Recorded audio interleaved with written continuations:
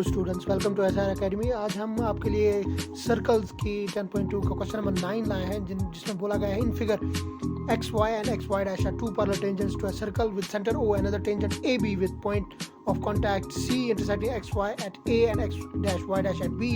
Prove that angle AOB is equal to 90 degree. तो यहाँ पे जो है हमारे पास क्वेश्चन है जिसमें सर्कल पे दो टेंजेंट है X Y, X dash Y dash, ठीक है। और इस पे एक और टेंजेंट जो है ए बी है जो बाइसेक्ट कर रही है एक्स वाई और एक्स डैश वाई डैश को एट ए एंड बी। तो ये दो पॉइंट्स हैं और ए बी का जो टेंजेंट का पॉइंट ऑफ कांटेक्ट है वो सी है। तो यहाँ पे जो है हमें ए ओ बी एंगल को देखना है कि वो जो है इसको प्रूव करके दिखाना है कि ये जो है 90 डिग्री है, ठीक है। तो क्वेश्चन में आपने देख लिया होगा कि हमारे पास जो है गिवन में है दो टेंजेंट्स है X and Y. X Y हमारे पास एक है, तो हम अब देखेंगे कि यहाँ पे जो है जैसे कि फिगर में हमारे पास है गिवन में दो ट्राइंगल्स हैं, in triangle AOP and triangle AOC। तो पहले हम जो है ऊपर वाले पार्ट को देखेंगे जिसमें हम दो ट्राइंगल्स देखेंगे, क्योंकि हमें जो है इनमें कॉन्ग्रुएंसी दिखानी है। तो इसमें जो है इन दो ट्राइंगल्स में AP is equal to AC, AP is equal to AC। तो यहाँ पे जो है आपको पता है कि टेंजेंट्स फ्रॉम पॉइंट A, तो सेम पॉइंट से जो टेंजेंट्स निकलते हैं वो बराबर होते हैं, ठीक है। इसके बाद जो है हमारा OP is equal to OC। तो यहाँ पे आप देख रहा होगा कि इसमें जो है OP is equal to OC है जो कि रेडियाई ऑफ सर्कल है। तो रेडियस आपको पता है कि सर्कल का रेडियस जो है वो सेम होता है। तो अब हम देखेंगे कि इसमें जो है OA जो है इन दो ट्रायंगल्स में जो है वो कॉमन है। तो OA is equal to OA common है। फिर तो इसमें जो है फिर हमारे पास इन दो ट्रायंगल्स में जो है कॉन्ग्रुएंसी क्या निकल गई, इनमें जो है इन ट्रायंगल्स में जो है कॉन्ग्रुएंसी जो है एंगल AOP हम लिख सकते हैं ट्रायंगल कॉन्ग्रुएंट है एंगल OAC, और इसमें हम SSS कॉन्ग्रुएंस जो है लिख सकते हैं क्योंकि साइड यानी कि तीनों के साइड जो है एक दूसरे के बराबर है। तो फिर जो है ये दो ट्रायंगल्स जो है बराबर है और इनके जो है फिर एंगल्स भी बराबर है। हम लिख सकते हैं angle 1 is equal to angle 2, और इसमें हम बोल सकते हैं CPCD। जब ट्रायंगल्स कॉन्ग्रुएंट होती है तो CPCD हम लिख सकते हैं by CPCD corresponding part of congruent triangles के यहाँ पे जो है हम लिख सकते हैं एंगल 1 जो है बराबर है एंगल 2 के। अब हमारे पास दूसरी है triangle in triangle BOC and triangle BOQ।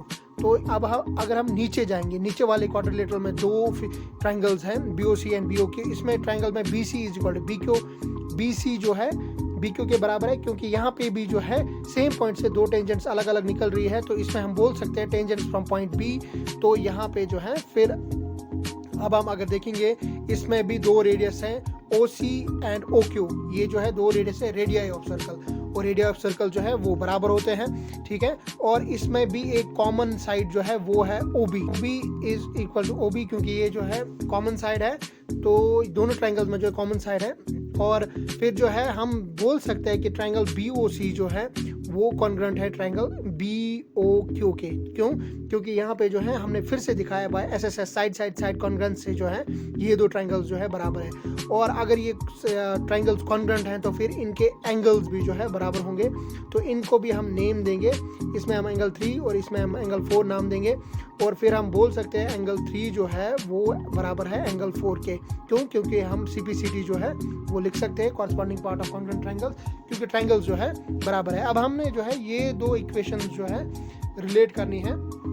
और अगर आपको पता होगा कि यहाँ पे जो है PQ जो है वो एक लाइन है जिसपे ये चार एंगल्स एंगल 1 2 3 4 जो है 180 बना रहा है, क्योंकि ये लीनियर पेयर का कंसेप्ट है यहाँ पे। क्योंकि PQ जो है ये एक फुल जो है एंगल बना रही है 180 डिग्री, और ये ब्रेक हुआ है इनटू एंगल 1 2 3 एंड 4।